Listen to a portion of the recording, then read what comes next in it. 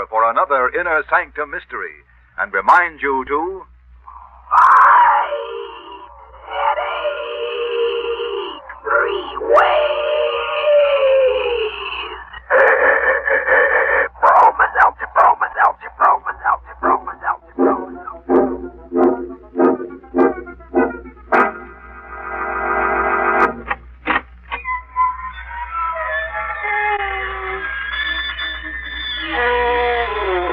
Good evening, friends.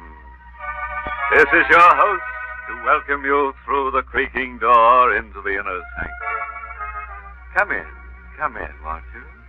I'd like you to meet some new guests we've just dug up.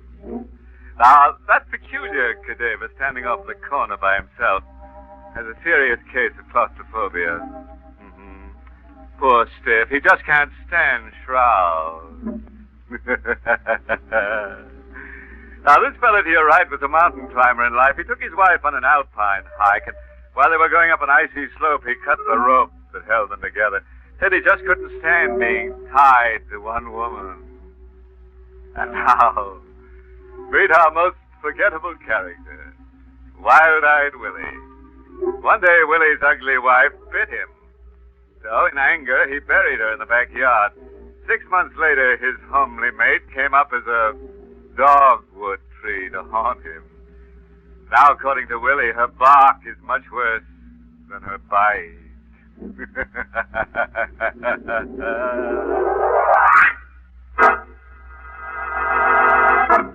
Tonight's Inner Sanctum mystery, The Vengeful Corpse, was written by Ed Adamson and Bob Sloan and stars Barbara Weeks in the role of Sarah with Carl Swenson as Paul. Inner Sanctum is presented by the Emerson Drug Company of Baltimore, Maryland, makers of Bromo Seltzer. Remember, Bromo Seltzer is compounded by registered pharmacists.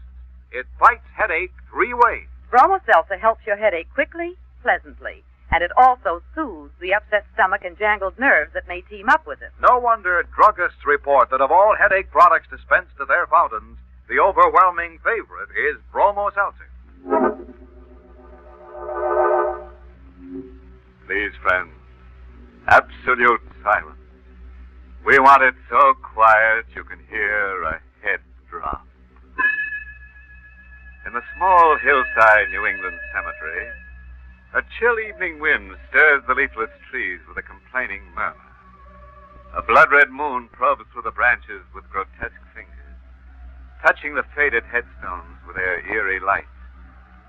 The frail, drawn-faced young woman sits on an old stone bench, listening acutely to the rustling of the branches, as if to capture some word whisper of the dead, forgotten past. Sarah! Sarah! Huh? Sarah, where are you? Oh, Paul, I'm here, over here. Sarah, I've been looking all over for you. What are you doing out here, anyway? I was called out here, Paul. What? The wind. There was a voice on the wind, and it called me to come out here. That's just in your mind, darling. No voice called you. Yes, Paul, it did. I recognized the voice. You recognized it? Then whose voice was it, dear? It was old and tired and sort of cracked. And yet I could recognize it as my own voice. You heard your own voice? Yes, Paul. And it was strongest right here where I'm sitting now, among my family graves. Hello there! Paul, that voice. Hello! It's just Mr. Griffin, the caretaker. I asked him to help me look for you. Oh, well, I see you found your wife all right, eh, Mrs. Seaton? Yes, I found her, Mr. Griffin. I thought I saw Mrs. Seaton come to the graveyard here earlier. I didn't expect she'd still be... Well, what's wrong? What's the matter, Mr. Griffin? Just that I get sort of a funny kind of feeling every time I pass this grave here. What do you mean? What are you talking about? That grave, that one there, the one right next to you. Why? What's the matter with it? Well, ain't you noticed there's only one name on the headstone? The first name, Hester. That's strange. My family name is Randolph. Wasn't this woman a Randolph? Oh, you don't know the story? What story are you talking about? The kin who buried this Hester woman didn't think she deserved the family name, so they left it off the headstone. Why? Why didn't they give Hester her full name? Because they didn't want anybody to know who she was, I guess. You see, Hester was burned at the stake for witchcraft. Witchcraft? That's what they say. Mr. Griffin, my wife is an ill woman as it is. Let him go on, Paul. No, but Sarah... What else, Mr. Griffin? Well, that's all, Mrs. Seaton, except that Hester claimed at the stake that they were burning an innocent woman. She could be heard shouting it as the flames licked around her. She threatened with her last breath to get even someday. How could she get even? I don't know, but according to the story I heard, Hester said that this here town owed her the years of her life that they took away. Well, now, this is completely ridiculous. It's only a Mr. legend. Griffin, No... tell me, how many years ago did all this happen? Well, it's right here on the headstone, you see. Hester, a lost soul, born October 13th, 1759. Died... Good heavens. What's wrong? Look, Mrs. Seaton. The date of Hester's death. It's worn away.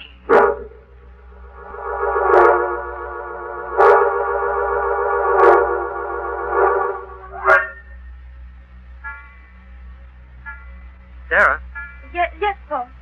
what are you doing out of bed?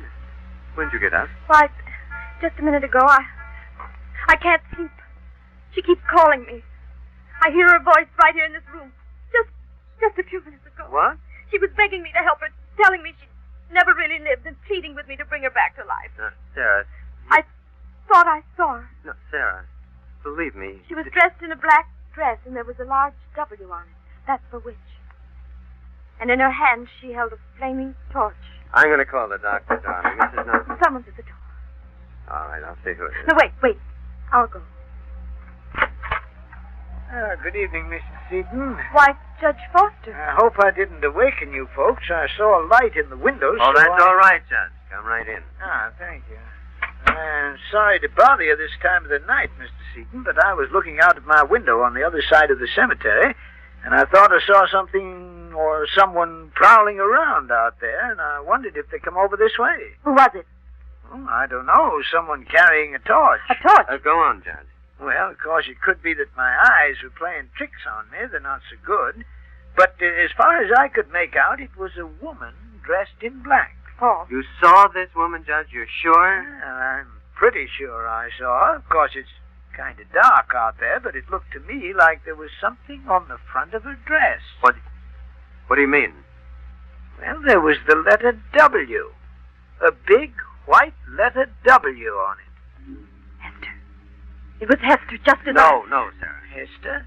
Who's Hester? Hester Randolph. That's who you saw. She was in this house, No, too. it must be a trick. You see, someone is trying to frighten you to make you worse. Now, hold on, folks. Hester Randolph was buried over 100 years ago. She's come back to life. Mrs. Seaton. Judge, my wife is ill. She doesn't realize what she's saying. I know Hester's alive. You didn't believe me, Paul, but Judge Foster saw her, too. Well, I didn't see anybody who's been dead 100 years. What is it, Judge? Don't you smell it? Yes. Something burning. This is the odor of burning flesh. Look. Out there on the back lawn. Stuck in the earth. A torch. A flaming torch.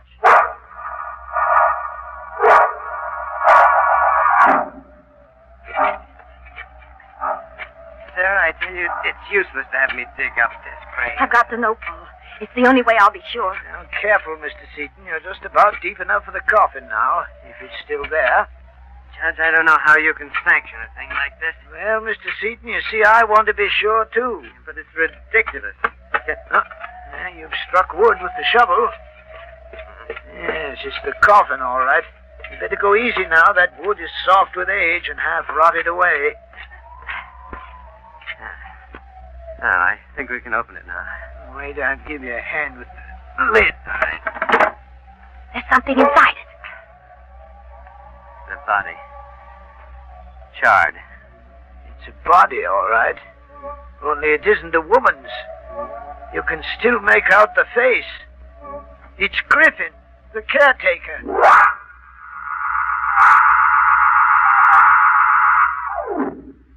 Dr. Norton, I am so glad that you've gotten here. I came as soon as I could, Mr. Seaton. What's wrong? She's worse, Doctor. Oh? Much worse. Been in her room all day, hiding like a frightened child.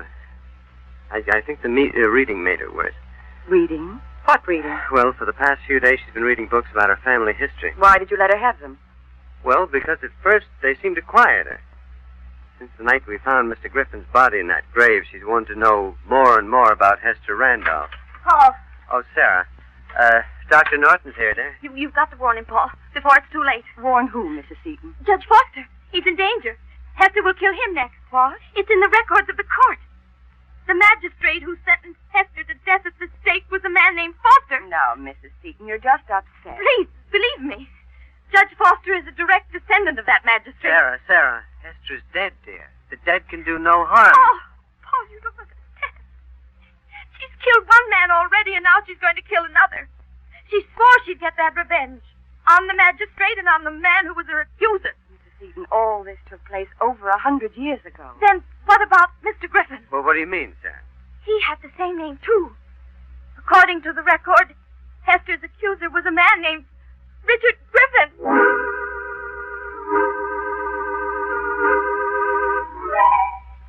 So, Judge Foster, my wife insisted that I come over here and warn you about Hester. Well, thank you, Mr. Seaton, for troubling, but I'm not a bit worried about the similarity of names.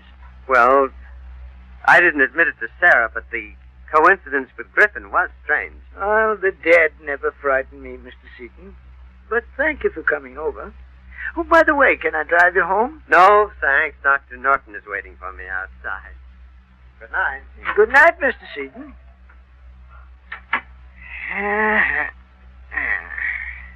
Now, where did I put those glasses of mine? Sure, I left them here on the table. Wait. Say, who opened that door? Is that you come back, Mr. Seaton? Well, confound it, whoever it is, answer me. Who's out there? Who is it? It's me, you corrupter of justice. What? Who are you? Your conscience has been dimmed by the evil of your acts. Who am I? Mark you well this torch I light. Now mark you also my God. This black garment I wear and upon which you had impressed the wicked lips. W. Hester. I, Satan's magistrate, Hester Randolph.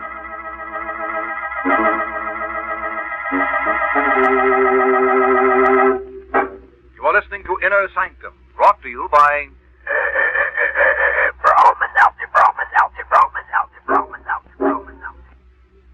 Glad we've got some Broma Seltzer home. More and more people are turning to Bromo Seltzer all the time because it fights headache fast and fights it all three ways. First, it quickly fights the pain of the headache itself. Then it soothes upset stomach and jumpy nerves that may often team up with a headache. That's right, folks. Bromo Seltzer does three jobs fast and pleasantly. Just put a teaspoonful of Bromo Seltzer in a glass and add water. It fizzes immediately, sparkling and refreshing, ready to help your headache all three ways. Why wait, folks? Keep that familiar blue bottle handy at home and at your place of business. Yes, friends, it's smart to be prepared for headaches at all times with Bromo Seltzer. It's on sale at all drugstores. Get a bottle today or tomorrow. Simply ask for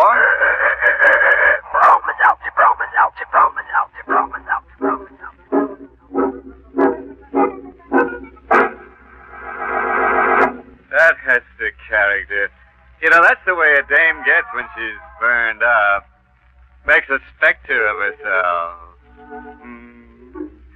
You know, folks, I kind of feel sorry for old Judge Foster. When Hester showed up, the poor guy didn't know which way to turn. To turn away which. They should have believed Sarah Seaton. She sure had Hester dead, or rather alive, to right. Yes, indeed, it's a wise descendant who knows her own forebears. Particularly the grave-minded ones. Well, now, let's get back to our flaming fable and see what's cooking for the next stanza. Paul, wake up. Paul, please, wake up. Oh, Sarah. What's the matter, darling? I've just had a terrible dream. I'm afraid. No, easy, dear, easy. I dreamt that Judge Foster was killed tonight by Hester. You did warn Judge Foster, didn't you, Paul? Yes, of course, Sarah. Where are you going, dear? I'm getting dressed. I'm going down to tell the judge myself. You are staying here. Oh, please, No. please let me go. It means a man's life. You heard what Dr. Norton said, dear. Under no circumstances are you to leave the house. You're to talk to no one. Why am I being kept here like a prisoner? Why don't you let me speak to... Oh, what was that? Sounded like a door banging in the wind. Yes. Oh, there it is again. It's in the rear of the house. Didn't you lock that back door? Mm-hmm. I'm sure I did. I'd better see what happened. Wait, I'm going with you. I'd better turn on a light here in the kitchen. No, you won't have to. I can see. It's the door, all right. Guess I must have forgotten to spring the latch then. Paul! Sarah, what's the matter? Out there. By the trees at the end of the lawn. I thought I saw a figure. All right, you stay here, dear. I'll be right back. No one out here, Sarah. You sure? Positive. Probably just a shadow. Paul! There's someone right here! Sarah! Sarah! What happened? Sarah? Where are you? Sarah!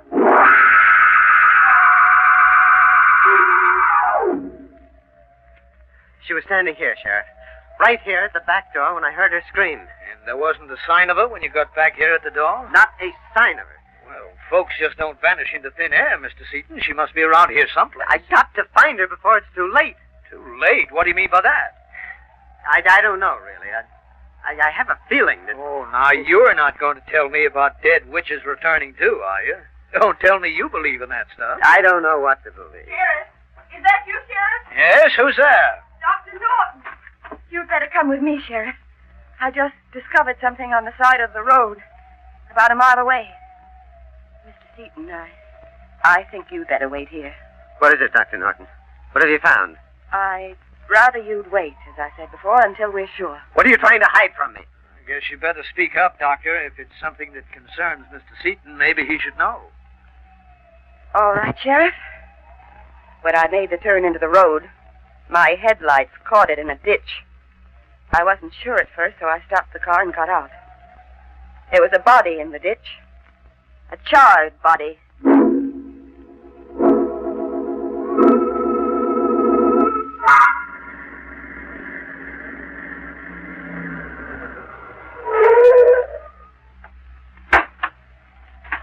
This way, Sheriff. Over here to the right. Where is she? Easy now, Mr. Seaton. Right here, Sheriff. Now, wait, I'll switch on the flashlight. There. Sarah. Wait. Just a moment, Mr. Seaton. Dr. Norton has made a mistake. What? This corpse isn't your wife. I can tell by that ring. It's the ring that Judge Foster always wore.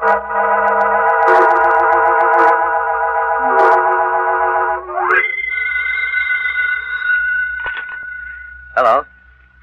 Oh, yes, Sheriff. Any news yet? Well, why can't your men find her? It's been 6 hours already.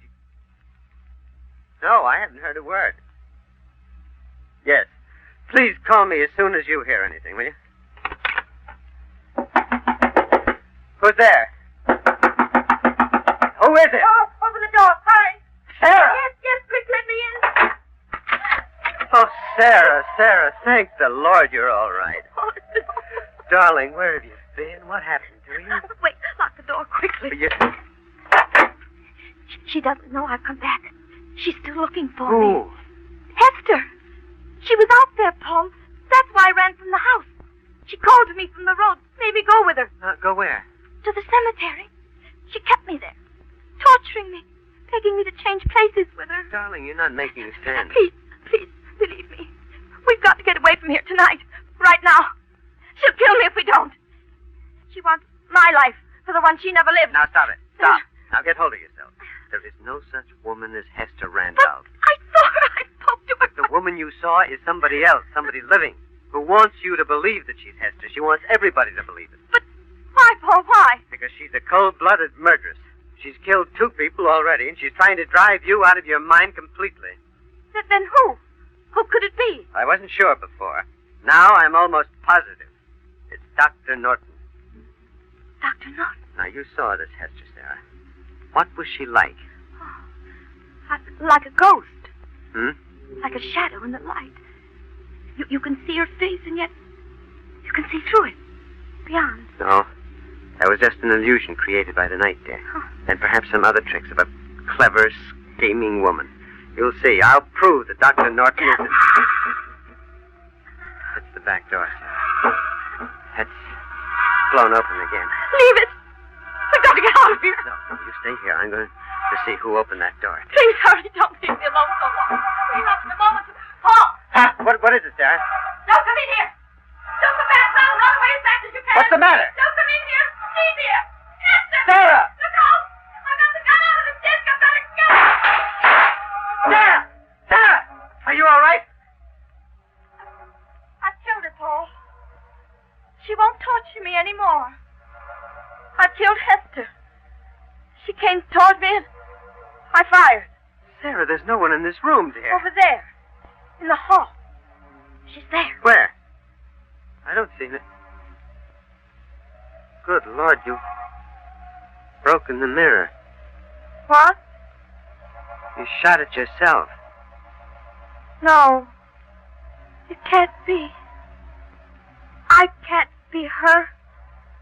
And yet I saw her face. But it was my face, too. Sarah. It was you. You all the time.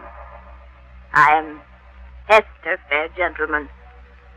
It is warming to have such a friend as you to stand beside me in this mockery of justice. Oh, Sarah, Sarah. Run. Run as fast as you can, Paul. I was wrong. I haven't killed her. Run. Sarah, I've got to help you. I've got to explain to you that But I'm not Sarah. Not anymore.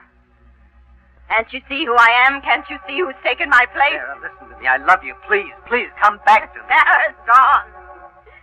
Now I can live the years they took from me. Sarah. See in my hand this pistol. He will bid as I say. He will come with me.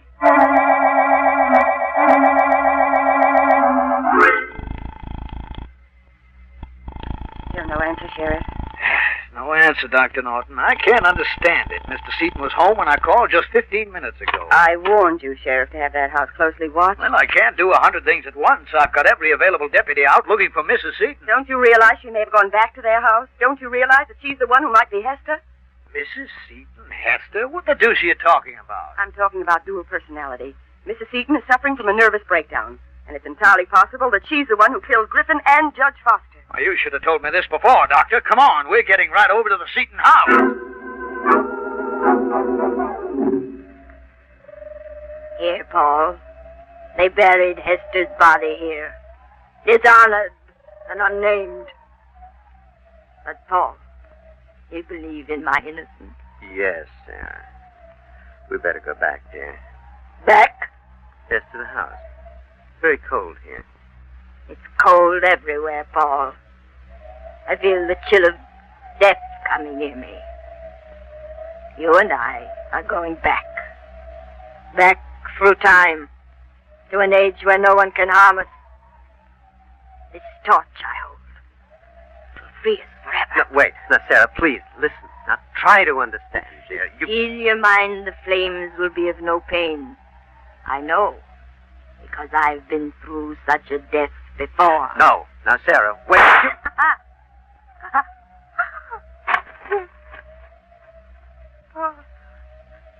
Paul. Hester's going. Oh, Mr. Seaton, Sarah. are you all right? Yes. Looks like we got here just in time. Paul. She's calling from me. Forever. Oh, Sarah. She's dead, Mr. Seaton. I'm sorry, Mr. Seaton. Sheriff, What is it? What's the matter? look, the headstone. I didn't notice that before. It's been recut. Oh, what do you mean? Don't you see what it says? Hester Randolph, a lost soul. Born October 13th, 1759. Died September 12th, 1949.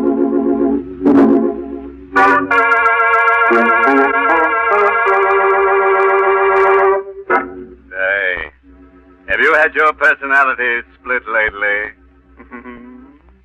You see what happens when a dame gets her dates mixed up? Poor Hester. She didn't know whether she was coming or going to the grave. Now, look, if you should be in an old New England cemetery some night and one of the headstones should move, don't be frightened. It's probably just Hester coming up for a hot date again. Oh, by the way, there's no parting moral attached to tonight's tale. I'll just leave you with your own thoughts. As horrible as I hope they are.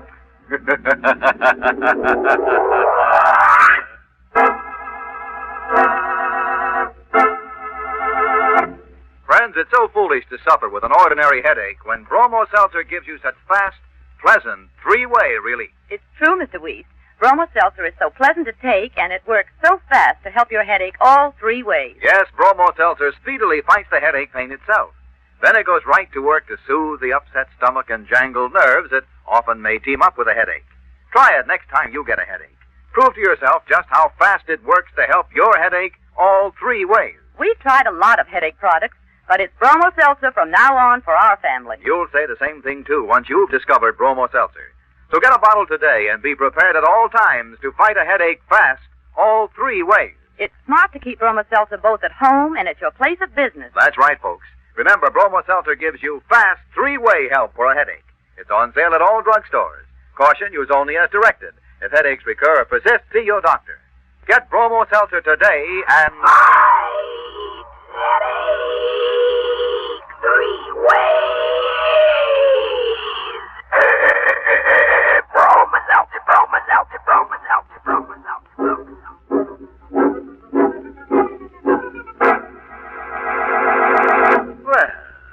Time to close that squeaking door for another 7-day rest until next week at this time, when Bromo Seltzer brings you another Inner Sanctum Mystery, directed by Hyman Brown.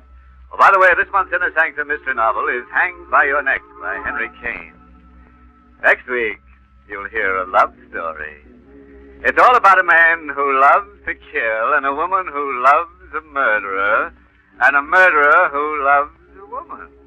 It's the eternal triangle, but dipped in blood. So won't you be with us when we take you on a honeymoon in a chamber of horrors? Until next Monday, then. Good night. Pleasant dreams.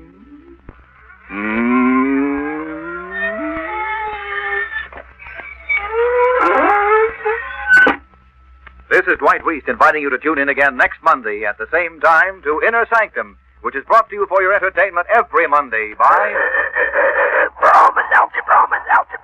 This is CBS, the Columbia Broadcasting System. You've been listening to the OTR Gold Network. Find more classic radio at otrgold.com.